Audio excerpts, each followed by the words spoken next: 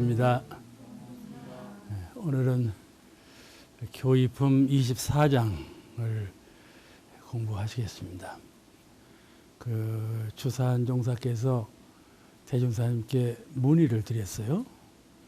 무슨 문의인가 하면은 평소에 유교, 불교의 모든 경서를 많이 탐독하시고 이해하시고 속마음에 불교나 유교의 교리가 아주 쟁쟁하게 체계가 서 있는데 그러나 속 깊이 통달하지 못한 그런 소견을 갖고 계시다가 대종사님을 배웠고 직접 구전심수로 지도를 받게 되어서 그때부터는 어쩐 일인지 전에 읽던 경서의 근본적인 내용을 더 깊게 더 광범하게 요달할 수가 있게 되었어요. 그래서 그런 감회를 대종사님께 사봤어요.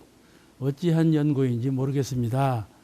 전에 다 배워서 알고 있는 유가의 또는 불가의 경서인데 대종사님을 배웠고 지도를 받고 난 후로부터는 이렇게 마음이 열려서 더 깊은 이해에 도달하게 되었다. 그 연유가 어디에 있겠습니까? 하고 대종사님께 살았어요. 대종사님께서 이제 주산 종사에게 응답하신 말씀이에요. 그거는 각자의 근기 따라서 그때의 상황 따라서 그 사람에게 맞게 지도를 해 주셨기 때문에 우리가 옷을 입을 때 기성복 입는 것하고 맞춤복 입는 것하고 다르잖아요. 그와 같이 자기의 근기에 맞게 교화를 해 주셨기 때문에 그 입은 은혜가 더 밝고 깊었다. 그런 뜻이죠. 그것을 마음의 기틀이라고 그러는데 우리는 속에 대부사님께서 대각을 이루신 후에 한 뚜렷한 기틀을 이루었도다. 그런 기틀을 말씀하셨죠. 한 뚜렷한 틀을 이루었다. 그런데 마음은 형상이 없지만은 그런 기틀을 가지고 있어요. 뚜렷하고 광명한 가양이 없지만 그러나 뚜렷한 속에 광명이라고 말할 수 없지만은 그러나 밝은 그런 마음의 기틀이 있다 그 말씀이죠. 그 기틀이 혹 밝기도 하고 어둡기도 하고 혹 편협하기도 하고 원만하기도 하고 그러지 않아요?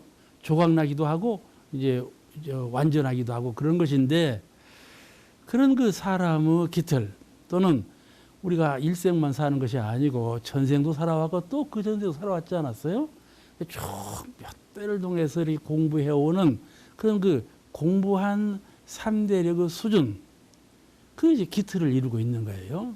그 사람의 근기와 기틀을 보아서 그 기틀에 맞게 마음의 기틀을 열어주시기 때문에 근본적인 것을 열어주시기 때문에 그런 열린 마음으로 또는 밝은 영지로 전에 읽던 교리를 다시 한번 읽어보고 유가의 전설을 다시 한번 이해해 보니까 아주 통달된 아무것도 막히지 않는 그런 확연한 마음으로 그 교법을 이해할 수가 있다. 그런 말씀이에요. 아시겠죠? 그 근기와 기틀, 근기에 맞게 그 환경에 맞게 그 사람에게 맞게 지도를 해 주셨기 때문에 첫째는 그 사람의 기틀을 열어주셨기 때문에 마음 열린 기틀을 가지고 교법을 연마하니까는 더 통달한 지경에 이를 수가 있다. 그런 말씀이거든요. 그런 말씀을 해 주셨어요. 그런데 성현의 경서를 믿고 공부하는 것도 아주 요긴한 것이지요. 그런데 자기의 심령을 열고 마음의 기틀을 개발하는 것이 퍽 중요해요. 우리가 공부를 할 때 밖으로부터 성령께서 말씀하신 법을 배우고 또 모든 흩어져 있는 여러 가지 법도를 좌우 상하간에 받아들인다 말씀이죠. 귀로 받아들이고 눈으로 받아들이고 정신으로 받아들이는데 그걸 마음 안에서 잘 소화를 해야 되는데 소화할 마음의 기틀이 준비되어 있지 않으면 소화할 수가 없고 채운다 그 말이죠. 그러지 아니하고 그런 마음 기틀을 개발하는 거. 우리가 이 수도문 중에 들어와서 공부를 한다고 하는 것은 밖으로부터 듣고 배우고 하는 것도 중요하지만은 안으로 형성하는 자기의 마음 기틀을 개발하는 거, 그것이 더 법을 이해하는 데 중요한 역할을 한다, 그런 뜻이거든요. 이게 그 심령을 열어야 돼요. 이제 그 스승과 제자 간에 말로 전달하지 못하고 형모로 보이지 못하고 그런 것을 전달하는 그런 묘법이 있다 그 말씀이죠. 같은 말로 전달을 해도 그 말에 치우치지 아니하고 정신적인 내용과 그런 깨달음이 묻어서 전달하는 것하고 말로만 전달하는 것은 다르다 그 말이죠. 가령 우리가 대중사님께서 말씀하신 법어 어록이 있는데 지금 대중경이 있잖아요. 대중경을 이 말하는 내가 잘 소화하고 내가 깨달아서 여러분에게 말씀드리는 것하고 그냥 법문에 의지해서 그 말 그대로 전달하는 거는 영판이 다르고 또 들으시는 분들이 그 감각하는 바가 확연히 다르다 그 말이죠. 그런 것을 말씀하신 것 같아요. 그 스승과 제자 간의 구전심수에 대해서 하신 말씀인데, 구전심수, 마음으로 주고받는, 알겠죠? 마음으로 주고받는 그런 것이 있어야 한다 말이에요. 이게 변해품 21장에 이런 말씀이 나와요. 우리 스승이신 대종사는 자수자각하신 성현이시라. 스승이 없다고 한 분에게 말해서, 당신은 스승님은 누구시냐 그러니까는, 당신은 스승님의 스승, 대종사님의 스승은 부처님으로 생각하고 스승은 누구시냐고 물었어. 그러니까 그 제자가 그분에게 말하기를, 우리 대종사님은 자수자각하셔서 따로 스승이 없다, 그렇게 전했다 그 말이에요. 이제 그 말씀을 대종사님께 들으시고 뭐라고 하셨는가 하면은, 앞으로 그 사람을 또 만나거든 내 스승은 너희요, 너희 스승은 나니라, 이렇게 대답해라, 그랬단 말씀이죠. 얼마나 통달된 견해입니까? 정해놓고 이 사람은 틀림없는 나의 스승이다 하지만은 그 정해놓은 스승도 잘못이 있을 수가 있고 잘 모를 수가 있지 않겠어요? 어찌 다 밖에 다 알겠어요? 그러니까는 그렇게 정한 바 없이 내가 누구든지 스승 삼을 수 있는 그런 방대한 국한 없는 그런 배움의 정신을 갖춰야 된다, 그러신 것 같아요. 서로 스승을 삼자. 그러니까 누구나 다 스승될 요소가 있다, 그런 말씀이거든요. 그런데 대종사님은 본사가 누구십니까 하고 또 물은단 말이에요. 그럴 때 대종사님께서는 어떻게 생각하죠? 말씀하셨는가? 본사가 누구십니까? 그때 이제 대종사님께서는 서가모니 보리 내 본사인데 한 판이 바뀌는 때니라. 서가모니 부처님 판이 있고 내가 교단을 세워서 큰 그 세계적인 인류 운을 바꿔놓는 그런 판이 따로 있다, 그런 말씀을 하셨어요. 모든 성현은 다 안에 스승을 갖고 계시죠. 스승을 갖고 있죠. 모든 동서양 성자가 다 그러세요. 그러니까 이제 후일만대의 대종사님 이후에 성자들은 또 이제 대종사님을 본사로 모시겠지요. 요한복음 31장에 이런 말씀이 나옵니다.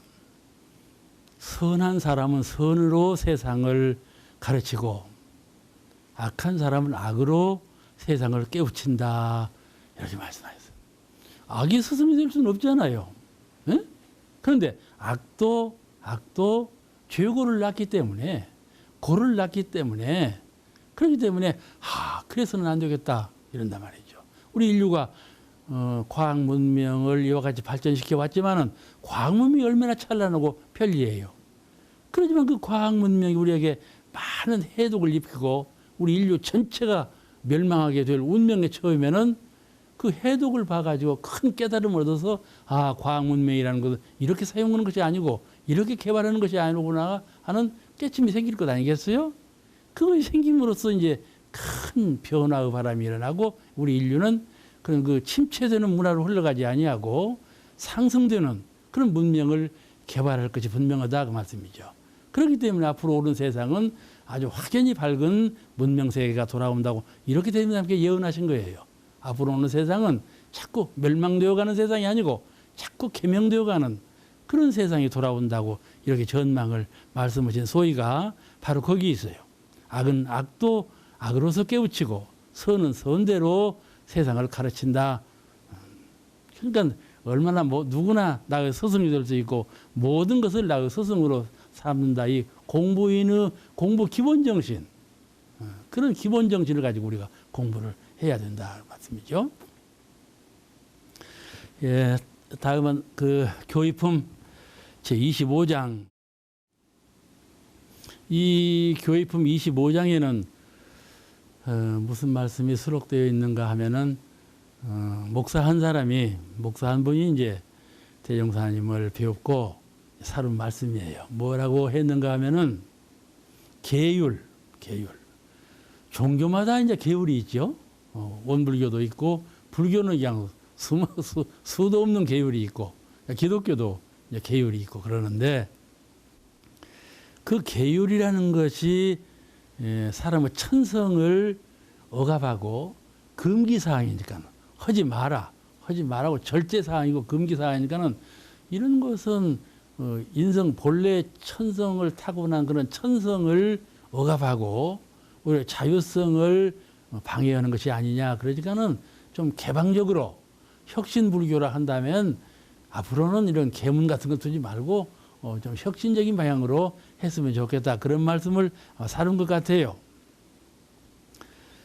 이제 그 말씀을 사루니까 폐지함이 계율 같은 것도 폐지함이 어떻겠습니까? 하고 말씀을 사루니까 대법사님께서 그게 대답하시기를 우리 교단은 누구든지 그에 맞게 계율을 실천할 수 있게 했다. 그렇게 말씀하신 거예요. 우리 교단의 계율은 30등급의 계율이 30계문이 있고 3등급의 계율이 있잖아요. 보통급에서 닦는 계율, 특신급에서 하고 또 법화 상정급에서 닦는 계율을 각각 두었다 말이죠. 그럼 이게 계층을 두어 가지고 계율을 닦게 했다. 처음부터 누구나 30계문을 지켜라가 아니고 그 사람의 근기, 그 사람의 생활 상황 이런 모든 것을 생각해서 그에게 맞는 계율을 단계적으로 줬다. 그래가지고 30계문을 다 이행하면 그 후부터는 계가 없다. 계가 없는 거다. 언제까지 계가 있는 건 아니다. 이렇게 말씀하셨다 말씀이죠. 그 후로는 각자별로 심계를 정해서 계를 하도록 했지만 그 심계라는 것은 각자에게 매인 것이고 누구나 하게 그 공식적으로 내놓으신 계율은 30계문이신데 등급을 두었다. 그런 말씀을 하셨어요. 과거에는 그런 거 없었어요. 과거에는 계율을 줄 때 등급을 주지 않았어요. 여성하고 남성하고만 갈라갖고 계율을 그냥 몽땅 주었죠. 그래서 대법사님은 여성 남성은 관계없고 그 사람의 근기, 그 사람의 주변 상황에 맞게 등급 따라서 계율을 지키도록 하라 그러신 거예요. 이것이 아주 특별한 법이에요. 다른 성현께서는 하지 못하신 것이에요. 그거를 대법사님께서 하셨으니까는 그 말씀을 하신 것이죠. 우리 계문은 단계별로 되어 있다. 그런데 말이죠. 이 세상은 나라에는 헌법이 있죠. 회사에는 회칙이 있죠. 인류에는 인류 헌장이 또 있고 다 그 법이 있잖아요. 사람이 사는 사회는 질서를 유지하기 위해서 질서와 평화를 유지하기 위해서 법을 제정해 놓았다. 그 법이라는 건 잘못하면 차보다 감옥에 넣는 거거든. 그죠? 법이라는 건 잘못한 것을 벌하는 거예요. 벌하는 거예요. 그 법을 잘못하면 벌을 하니까는 이제 무서워서 그 범죄를 않는다 그 말씀이죠. 그런 건데 종교적인 계율은 그와 정반대잖아요. 미리 그 범법을 하기 전에 그를 계도해서 그를 교화해서 그런 법을 그런 그 법에 걸릴 만한 일을 미리 하지 않도록 한 것을 벌을 주는 것이 아니고 하지 않도록 미리 정신적인 교육을 시키는 거, 정신적인 계도하는 거, 그것이 그 종교에서 맡은 계문이기 때문에 그 나라에서 하는 사회에서 하는 그런 법보다도 더 근본적인 법이고 좋은 법이 아니겠는가 그런 말씀이죠. 그래서 계율이라는 것은 천성을 억압하지 않고 그 목사가 천성을 억압한다 그랬는데 계율은 오히려 그 천성을 억압하는 것이 아니라 그 천성 그거를 더 자유케 하는 것이다 그 말이죠. 계문은 예? 뭐 목사가 말하기를 천성을 억압하지 않습니까 했는데 그러지 아니하다 오히려 천성을 더 자유케 하는 것이다 그런 말씀이죠. 그냥 우리가 수양을 할 때에도 그렇잖아요. 몸을 학대해 가지고 몸에 고통을 주어 가지고 수행을 한다 그러는데 참 수행이라는 건 그게 아니고 몸에 자유를 주는 거예요. 몸에 자유를 주는 거예요. 몸이 천성적으로 갖고 있는 것 그것을 그대로 자유케 하는 거예요. 그러면 수승화강이 저절로 되는 거이죠. 수승화강이라는 것이 본래 내가 인위적으로 하는 것이 아니고 자연적으로 수승화강이 되게 되어 있는 거예요. 그걸 회복하는 것이죠. 회복하는 거예요. 그러니까는 이 수행한다고 해서 그냥 몸을 학대, 옛날에는 몸을 막 학대했어요. 고행이라 해가지고 고행정진한다고 해갖고 몸을 사정없이 학대, 그냥 굶겨놓고 여기다가 그냥 뭐 머리털을 째매놓고 막 이런 짓을 했다. 가시밭에 그냥 몸을 앉혀놓고 발가벗고 가시밭에 앉혀놓으면 그거 어떻게 해놓고 고통이 심하겠어요. 그런 고통을 당함으로써 정신을 살리고 항마, 이 육체는 그냥 마요 마. 이것을 항복받는다. 이런 식으로 고행을 주장했단 말이야. 그런 것이 아니고 참으로 마음을 수도하고 정신을 공부하는 것은 그런 것이 아니고 육체나 정신이나 무한한 자유를 향유케 하는 거예요. 그런 것이다 말씀이죠. 그리고 이 계문이라 하는 것도 그 목사님이 말씀하신 것 천성을 억압하는 것이 아니고 오히려 천성을 자유케 하는 거다. 계문이라는 것이 그런 말씀이에요. 그러니까 대중사님께서는 이 욕심을 없앨 것이 아니라 욕심을 키우라. 이런 말씀 들으셨죠? 욕심을 키우라. 이런 말씀 하신 것이죠. 미국 보세요. 미국이라는 나라는 말이죠.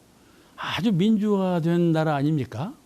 아주 자유민주 제 첨단을 가는 나라 하지 않아요? 그런데 미국같이 법이 많은 나라가 없어요. 법이 제일 많은 나라는 미국이에요. 자유를 제일 보장하는 나라인데 그 나라가 법을 제일 많이 만들어 놨단 말이에요. 그냥 그 법이라고 하는 것은 인류 자유를 보장하기 위해서 만들어진 것이지 억압하기 위해서 만들어진 건 아니다. 그런 말이죠. 그래서 계율을 본이라고 하는 것은 계율을 지키게 하는 것은 죄고를 근원적으로 소멸하자는 거예요. 나타난 죄고를 벌로서 못하게 하는 것이 아니고 그야말로 그런 건 속박이죠. 다르다.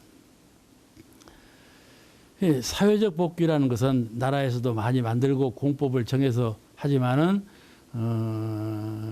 그거는 결과적으로 그걸 어떻게 피할 것인가, 법망을 어떻게 뚫고 어떻게 피하고 해서 그런 걸 사욕을 채울 것인가, 그러는 대로 자꾸 뚫려가는 거예요. 근본 마음을 더 어지럽게 하고 근본 마음을 더 악하게 하고 그런 조장하는 것이 된단 말이에요. 잘못하면. 근데 이 계율이라는 건 그와 반대로 마음을 회개케 하고 마음을 바르게 해서 그 범과를 하지 않도록 근본적으로 다스리는 거이라고 말씀이죠. 이거는 어떻게 해서 그렇게 가르치는가 하면은 인과를 믿게 하는 거예요. 계율을 정해주는 이유는 뭐인가 하면은 그에게 인과를 신봉하도록 하는 거예요.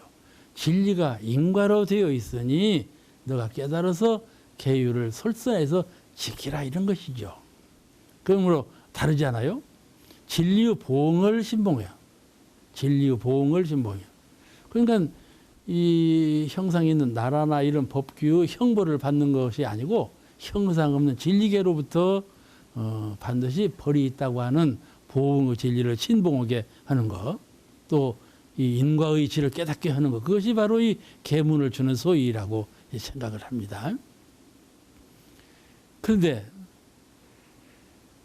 그 계문 하나를 지키지 못하니까 이제 다른 것도 종교를 안 믿는 사람이 있잖아요. 그런 경우도 또 있거든요. 이제 그런 것에 대해서는 계문 하나를 지키지 못할지라도 신앙의 문에 들어오면 모든 것을 다 그 외의 계문은 다 지키게 되기 때문에 하나를 못 지킨다고 해서 다른 수많은 복업까지도 못 지키는 그런 그 허물을 청하지 아니하고 하나는 비록 못 지킬지라도 다른 많은 계문을 지켜서 복업을 더욱 짓도록 그렇게 하는 것이 계문의 소이다 이렇게 말씀하신 것이죠. 이 계라는 것은 본래 우리가 죄업을 지을 때 뭘로 짓는가 하면 신구삼업이라고 불가에서는 아주 도장 찍듯이 딱 지켜진 것이 있어요. 사람이 죄를 지을 때 뭘로 죄를 짓는가 하면은 하나는 몸으로 죄를 짓고 하나는 입으로 죄를 짓고 또 하나는 이 뜻, 의식으로 마음으로 죄를 짓는다. 신구삼업이라고 있거든요.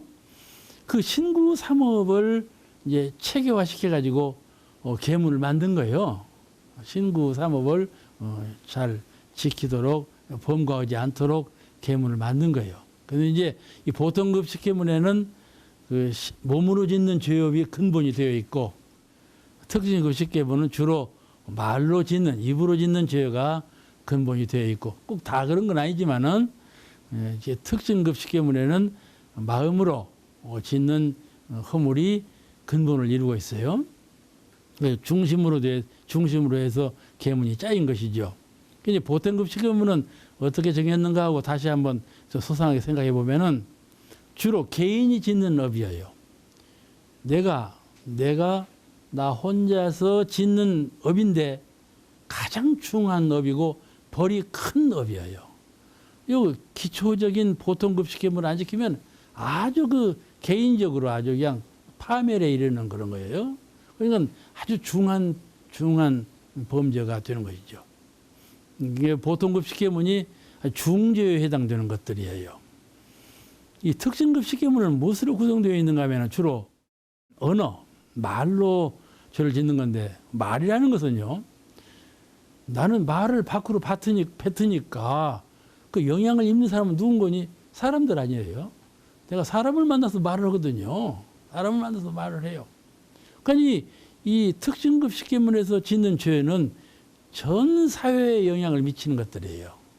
보통급식 계문은 나 자신에게 중죄를 미치는 큰 고통을 주는 것인데 이 특징급식 계문은 그것이 전 사회에 영향을 미치는 거, 가정에, 가족한테, 또 이웃 사회한테, 인류에게 영향을 미치는 좀 광범한 그런 관계성의 인과지요.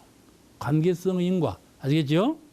그런 인과를 중심으로 해서 특징급이 제정되어 있어요. 그러니까 공중사, 타인의 과실을 말하지 말며 공중사를 단독에 처리하지 말며 그런 것들이 이제 계문의 중심을 이루고 있어요. 또 신용 없지 말며, 그죠? 특징급 계문은 그 계문 정신이 그런 것들이에요. 법마상정급 계문은 마음이에요. 그런 세상에 형물이 있는 세상, 현상적인 세상 말고 그건 그림자니까 그건 반응에 의해서 있어지는 것이지 마음에서 일어난 바가 없으면 반응은 없는 거예요. 마음에서 일어나서 하늘도 없고 땅도 없는 거란 말씀이죠. 마음에서 일어나니까 하는 거예요. 그리고 일어나는 마음 하나를 다시 고쳐야 된다. 그런데 탐심, 진심, 치심이라든지 이런 마음을 근본으로 해서 어리석은 마음, 그릇된 마음, 편협한 마음 이런 마음을 고쳐라. 이렇게 그냥 계문을 주신 것이 바로 법마상정급 식계문이 되어 있어. 주로 마음으로 짓는 죄업 이걸 말씀하신 것이죠. 그런데 말이죠. 개라고 하는 것을 가벼이 하는 수도자가 있어요. 가령 산속에 들어가고 정력을 잘 이끌었단 말이에요. 수양을 많이 해서. 그럼 자기가 무엇인가 영통도 하고 그럴 것 아니겠어요? 영통도 하고 말을 해도 다른 사람이 경의적으로 듣는단 말이에요. 수양을 잘해서 영통을 하고 수양을 잘해서 정신이 통일된 사람의 말이라는 것은 감동을 주거든요. 그런데 그 사람이 만약에 계율을 가볍게 한다 이 말이에요. 정신 수양은 수양력은 중요하게 알면서도 일반적인 계문 같은 거야 뭐 이렇게. 왜냐하면은 무방반야로 근본적인 성품에는 선도 없고 악도 없고 근본적인 성품에는 아무런 영향을 끼치는 것이 아니거든요. 이론상 최성자리에는 그러고 저러고 한 것이 없단 말이에요. 그러니까 거기에는 방해롭지 않다. 이런 기본 사상을 가지고 술도 마시고 담배도 피우고 함부로 그 사람을 대하고 그런단 말이에요. 그렇게 해가지고 그것이 큰 이제 수행자가 무예행을 하는 것처럼 이렇게 많은 이렇게 정신을 갖는 수도승들이 옛날에 허다히 많이 있었어요. 이런 것을 하주 대님사님께서 금기하시고 그렇게 하면 안 된다고 말씀하신 거예요. 왜냐하면 우리 자성이라는 것은 광명이 없으나 그러나 광명하고 은혜가 없으나 그러나 은혜 있고 인과가 본래 없으나 그러나 인과가 있다 말씀이에요. 그 없는 가운데 있는 가운데 없고 그 묘리를 체득하지 못하면 내가 비록 광명을 얻었으나 광명이 어두워져 버리고 내가 비록 마음이 텅 비었으나 그 가운데 유심 마음이 일어나 가지고 문득 고해에 빠진다 그 말이죠. 문득 죄에 빠져 버리는 것이에요. 그러니까 이 공부를 잘해. 그러니까 계율을 언제까지 지키고 언제까지 안 지키는 것이 아니라 계율은 항상 지키는 거예요. 그래서 대부분 심계라 그러신 것인데 정신적인 계법은 가지고 있어야 한다 그 말이에요. 그래서 계율을 지키면서 정력 해력을 갖춰야 그 정력 해력이 온전한 것이지 계를 지키지 아니하면서 정력 해력을 갖추면 그 정력 해력은 부서져 버려요. 아시겠죠? 정력을 갖추어서도 계를 지키지 아니하면 그 정력은 부서져 버린다 이 말이에요. 그러므로 계정의 사막은 항상 병진해야 되고 계행이라는 것은 이만큼 중요한 거다 하는 것을 철저히 인식해야 될 줄로 압니다. 오늘 말씀에서 마치겠습니다.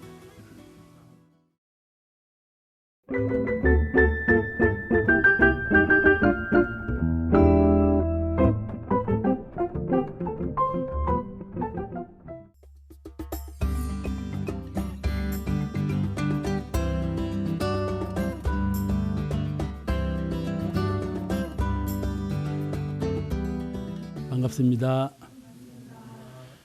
오늘은 교의품 제26장 공부하십니다. 생업이 업인 교도들이 대종사님을 배웠고 참 민망스럽습니다.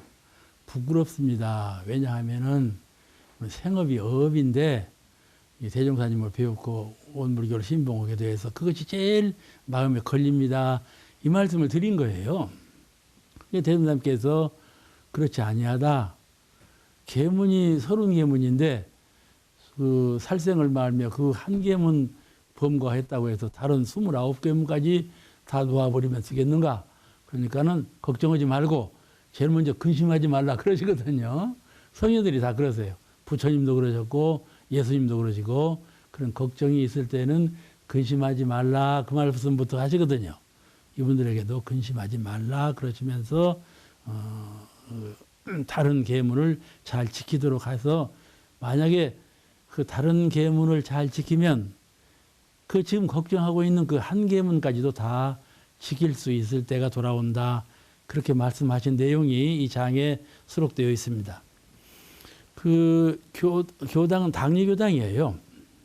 이게 당리교당은 부산 최초의 교당이었죠. 교당이 없었는데 그 이제 처음에 세운 교당이 이 당리교당이었어요. 거기에 이제 업을 하는 교도들이 있어가지고 그런 말씀을 하신 것이에요. 그 이제 살생계문 하나를 가지고 신앙생활에 영향을 줄 수는 없는 것이다. 그런 것이죠.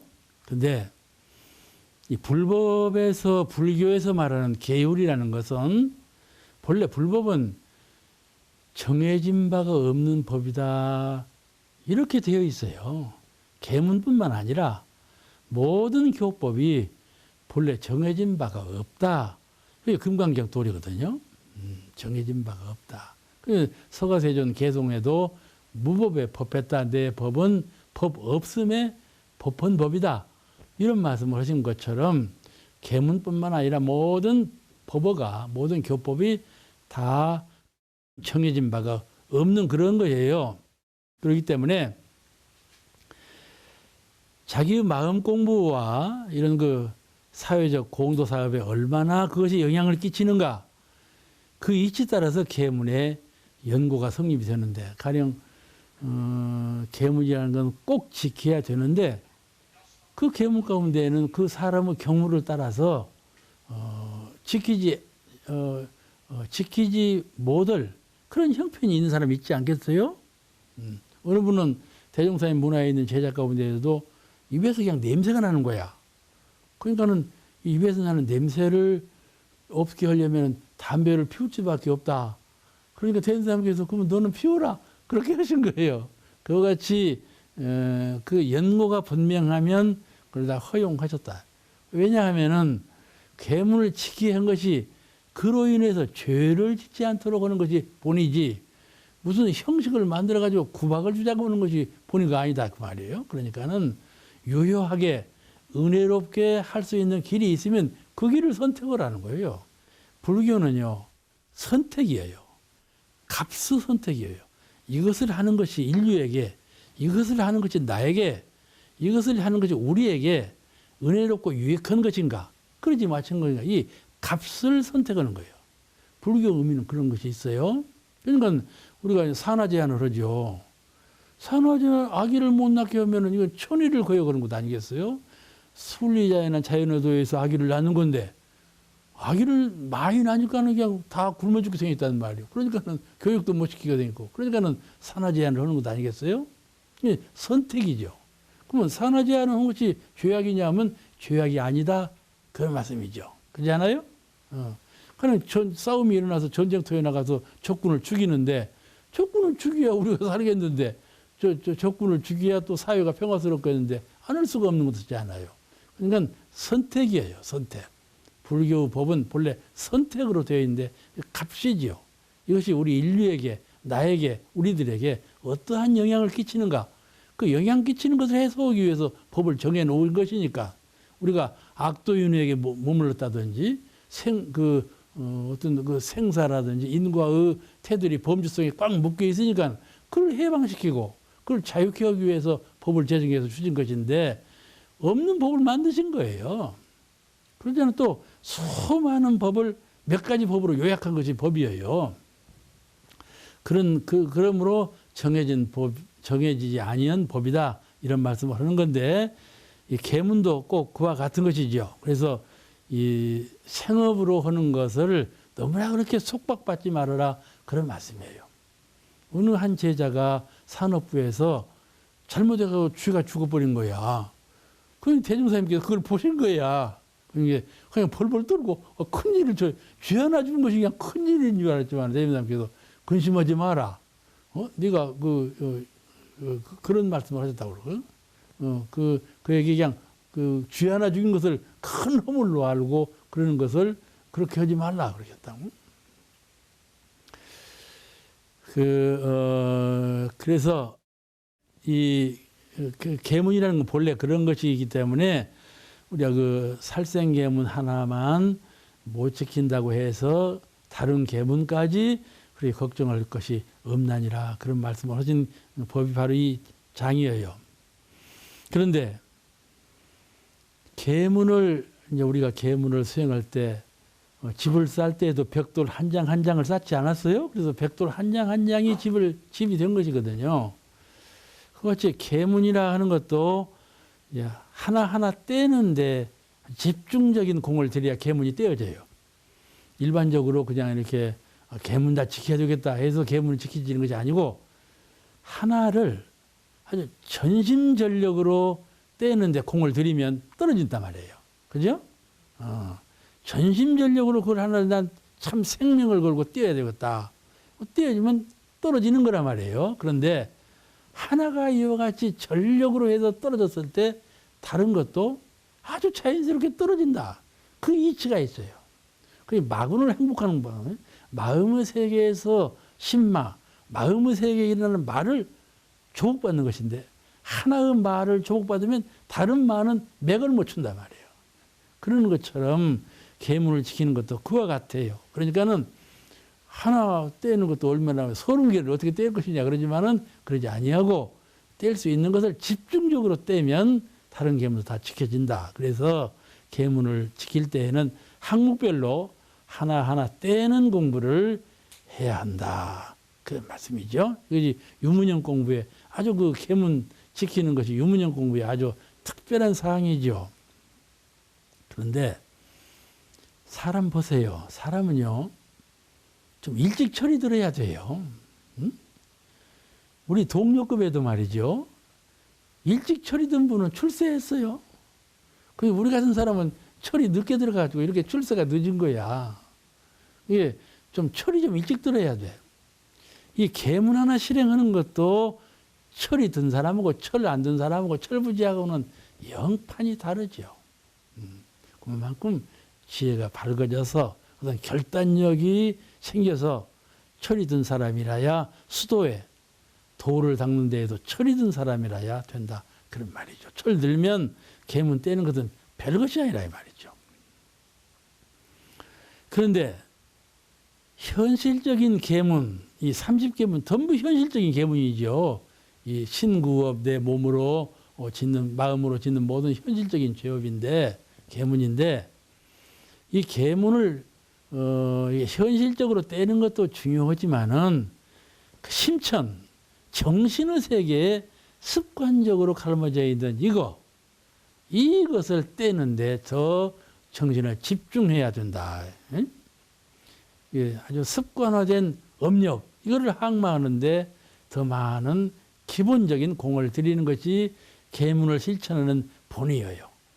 이렇게 항목적으로 몇 가지 세상에 태어나서 남 눈에 보이게, 남 눈에 뜨이게 내가 지켜가는 거, 이것도 계문을 지키는 하나는 중요한 요소이지만은 내 마음의 세계에서 일어나는 그런 그 지켜야 될 요소를 하나씩 정신적으로 떼어가는, 정신의 세계에서 항마하는 그런 그 계문 실천이 더 중요하다. 습관화된 아주 정신세계에 체질화된 그런 그 업력에 소관된 그런 계를 떼어야 한다. 그런 말씀을 드리고 싶어요. 교의품, 다음은 교의품 그 27장 이인희와님이 대종사님께 이제 사는 것이죠. 이인희와님은 누구신가 하면은 그 익산에 사셨어요. 그 이제 음식업도 하고 여관도 하고 그러셨는데 주로 인생 실패를 많이 하신 어른이에요. 8살 땐가 이 칼을 잘못 싸가지고 눈 한쪽을 실명해 버렸어. 그러니까 인생의 시련이 시작된 거죠. 그러지 않아요? 눈 한쪽이 이렇게 실명하면 아주 큰 시련이죠. 그 다음에 이제 결혼을 해서 영업을 했는데 음식점을 했는데 음식점이 그냥 안 돼 버렸어요. 자녀는 많고 그래가지고 아주 고통을 죽고 사는데 여관업을 나중에 해가지고 이제 그거를 성공해가지고 자녀 교육을 다 마치시고 이제 그랬는데 대종사님을 배우게 된 거예요. 이게 그 인생 고락을 많이 겪으신 분인데 영대가 밝아. 보통 사람보다 훨씬 더 영대가 밝은 어른이었어요. 대종사님은 이제 배우게 된 것이죠. 대종사님 설법을 듣고 아주 감동이 되고 그냥 마음이 열려버렸어. 그래서 아주 환히 봉대하게 돼서 그때부터 이제 신앙과 수행 생활을 하게 됐죠. 아주 법문을 듣고 마음이 쾌락해지고 마음이 열렸다. 본인이 그렇게 말씀하셨다고 그래요. 그래서 이제 혼신을 다해서 전심전력으로 이제 공부를 시작했어요. 인생이라는 의미를 다 하신 거예요. 다 하신 거예요.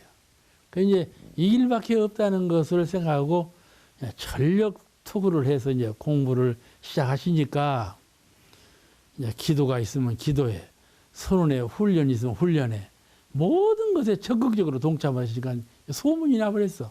대종사님께서 그 모든 정황을 다 보셨는데 참 기특하다 이렇게 보이신 거예요.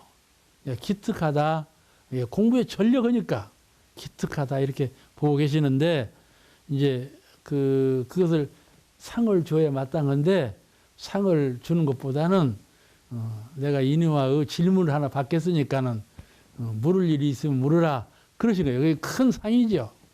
그냥 인의와님이 물으신 거예요. 뭐라고 물으셨는가 하면은 우리 원불교에서는 무엇을 가르치냐고 다른 사람에게 나에게 물으면 내가 그분에게 어떻게 대답을 해야 됩니까? 그러잖아요. 되게 우리가 다른 사람들이 우리한테 묻잖아요. 원불교에서는 뭘 믿고 뭘 가르치는가 이렇게 물을 수가 있지요. 그럴 때 그에 대한 대답을 아주 간명하게 해 주시기를 그는 본래 불가에서는 일체유심조 도리를 가장 핵심적으로 가르친다.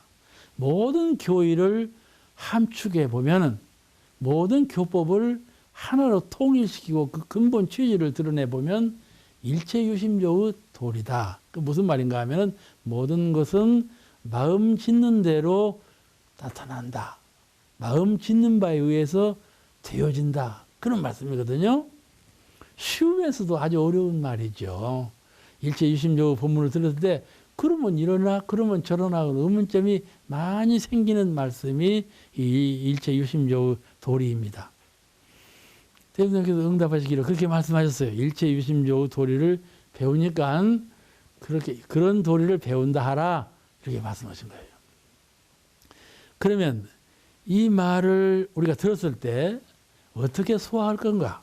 일체유심조라는 말을 들을 때 나는 일체유심조를 과연 확연히 믿을 수가 있겠는가? 나는 일체유심조 도리를 어떻게 지금 이해하고 있는가? 이걸 하면 생각하면서 공부할 필요가 있어요. 모든 것은 내 마음 짓는 대로 되어진다. 다시 말씀드리면 하늘도 땅도 내 마음 짓는 대로 되어진다. 그 말이거든요. 어째요? 의심이 갑니까? 해결이 됩니까? 의심이 많이 가지요. 어째서 이 작은 털끝만한 내가 마음 내는 대로 하늘이 조성되고 땅이 조성되냐는 말이요. 이거 말이 안 되지 않아요. 일체유심조 이 말에 근원적으로 의심이 가고 해득이 안 돼. 그러니까 그래서 많은 질문을 받는 것이죠. 무슨 질문을 받는가? 이 마음이라는 것은 본연성을 말하는가 그렇지 않으면 분별성을 말하는가 이런 질문이 들어와요. 여기서 일체유심조 마음이라고 했는데 그 마음이라고 하는 건 본래적인 성품 그 마음을 말하는 건가 그렇지 않으면은 이 생각 저 생각 이뤄내는 분별심 그거를 말하는 거. 우리가 마음이라고 하는 건 뭐예요? 아무개 하고 부를 때 예 하고 대답하는 그거 분별심이거든요. 그죠? 딱 눈을 딱 뜨면 하늘과 땅이 딱 보이는 거 이게 분별심이거든요. 만약에 내가 분별심이 없으면 하늘도 모르고 땅도 몰라요. 분별심이 있으므로 하늘과 땅이 아는데 그걸 마음이라 한다 그 말이에요. 우리가 사람이 죽을 때 어떻게 아는지 아세요? 죽었는가 살았는가 모르잖아요. 죽었는가 사는가 몰라요. 숨을 쉬다가 가만히 있으면은 그럴 때 어떻게 하는 거니? 크게 이름을 부르는 거예요. 아무개야 부르면 까딱이라도 하면 그건 살아있는 거야. 영식이 아직 안 떠난 거예요. 그런데 까딱도 안 하면 그건 죽은 거야. 알겠죠? 실험해 보세요. 그런데 이와 같이 알아차리는 거 아주 신묘하게 무엇인가가 안에 들어서 눈으로 귀로 밖으로부터 적응하는 것을 속에 어떤 자가 들어서 알아차린단 말이에요. 응? 알아차리는 거. 그런 마음이라 하는데 그는 분별심이거든요. 분명히. 그런데 그런 알아차리는 그 마음이 들어서 하늘도 만들고 땅도 만들고 초목도 만들었다면 그게 이해가 안 될 말 아니겠어요? 그러니까 다시 묻기를 그렇게 알아차리는 분별심이 아니고 본연성, 성품, 이론상 모든 것이 돈절된 그러한 성품의 최성짜리를 말하는 건가 그게 묻는 거라고 말이에요. 그럴 때 어떻게 대답해야 되는가? 이것도 상당히 아는 사람이 물은 거죠. 일체유심조라 마음이라는 건 본연성을 말하는 거니까 분별성을 말하는 거. 이 질문할 때 여러분 어떻게 대답하시겠어요? 딱 대답을 해 줘야 되는데 지금 받으면 대답을 해야죠. 이럴 때는 분별성과 분별심이 하나 된 그 마음이에요. 분별심이라고 말해도 않고 본연성이라고 말해도 않고 안 되고 본연성과 분별심이 하나 된 그 자리예요. 그 자리. 나누지 않은 자리예요. 그래서 우리 이 우주가 변화를 되르고 나도 생로병사의 변화를 하고 천지 만물은 변하지 않는 물건이 한 물건도 없는데 이것을 창조라 하고 변화라고 하는데 이 우주 만유가 이와 같이 생겨나고 소멸되고 변화하고 이런 모든 작용이 어떻게 되는가 하면은 무의이화의 조물주가 무의이화 함이 없는 가운데 저절로 되어지는 그런 조물주가 있는데 그 조물주는 뭐냐? 본연성이라 그래. 무의이화로 되어지는 조물주. 그럼 본연성을 말하는 거예요. 그 다음에 하는 대로 되어지는 내가 생각한 바대로 내가 작업을 하는 대로 그대로 되어지는 이 인과원리에서 되어지지 않아요? 우리가 사람이 된 것은 그런 인과원리에서 이렇게 사람이 남자로 생겨나고 얼굴이 이모저모로 생겨나고 이런 신법을 가지고 이렇게 고락간에 사는 것이 사람인데 그런 모든 것을 지어낸 것은 뭐냐면 안에서 작용하는 분별심 이것이 나를 만들었거든요. 그런 유의화 하는 대로 짓는 대로 되어지는 진리. 하나는 본연성적인 무의화로 되어지는 것. 둘은 분별심으로 되어지는 유의화로 되어지는 이렇게 해서 변화되는 이 두 가지가 어우러져 가고 변화되는 것이 우주 만유다. 그런 말씀이죠.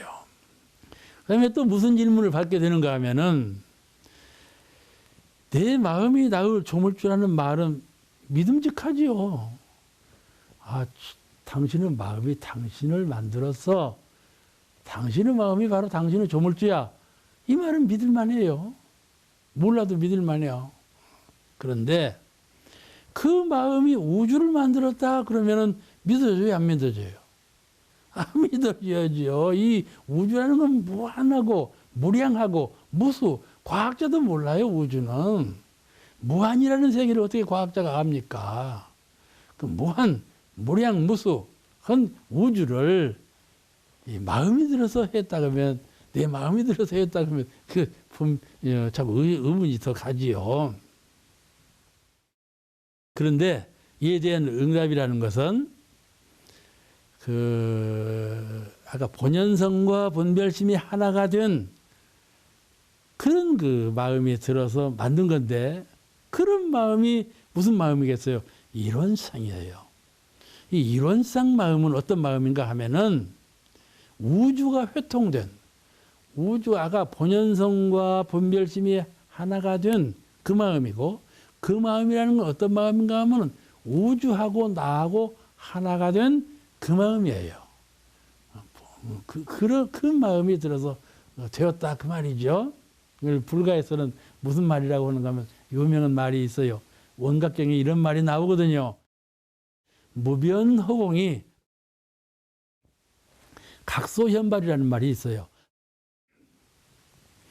무변허공이라는 말은 아까 제가 말씀드린 것처럼 가가 없는 무한한 무수무량한 무변허공이라고 해요. 그거 보고 예, 그 무엇으로 헤아릴 수 없는 아주 광대한 우주.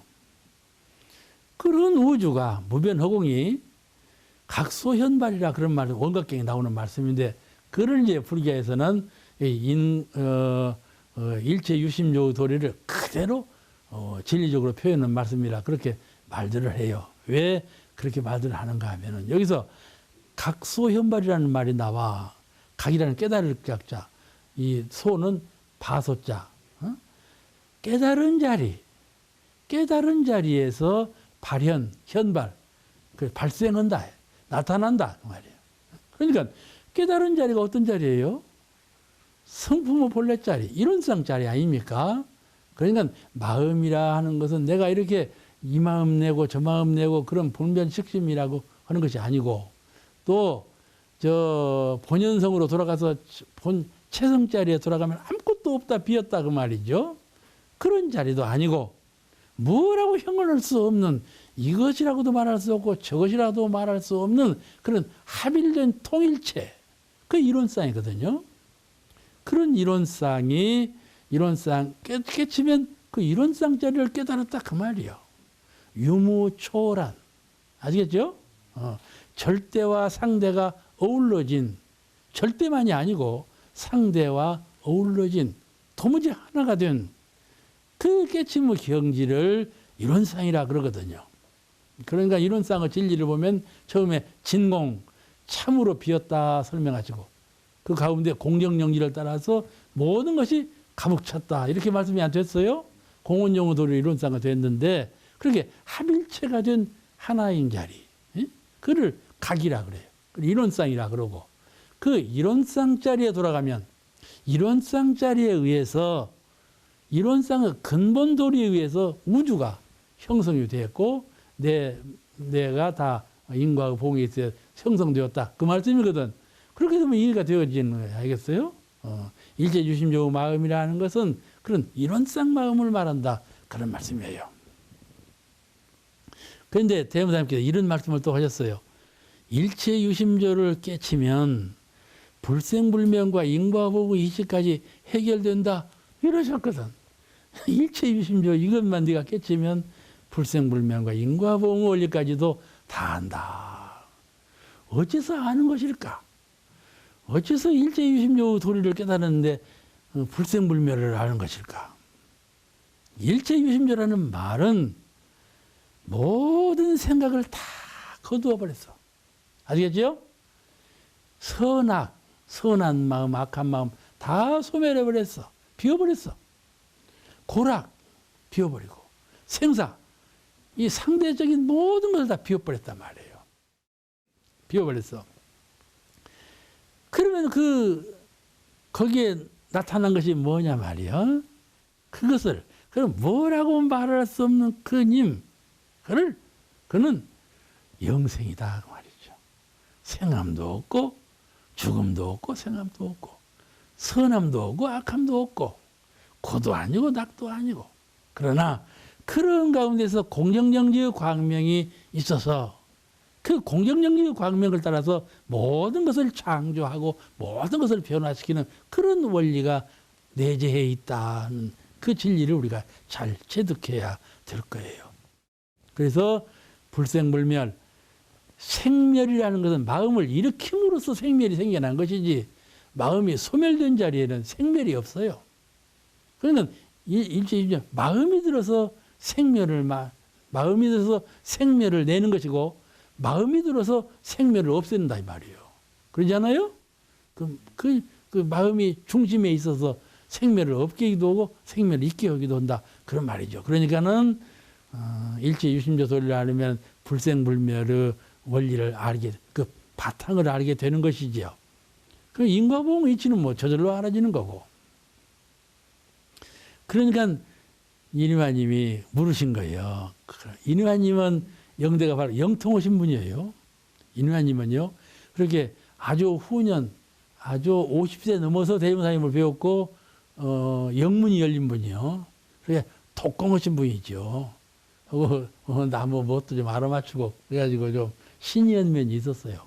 근데 이제 그렇게 일체유심조 도리를 깨달은 여인은 어떻게 공부하니까 하니까 대무사님께서 응답하시기를 경계를 대하여 요란하지 않게 하고 경계를 대하여 어리석지 않게 하고 경계를 대하여 그르지 않게 하라.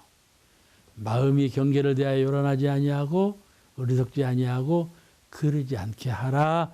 그것이 일체유심조 도리를 깨달은 후에 마음을 신법을 잘 갖추는 공부길이다.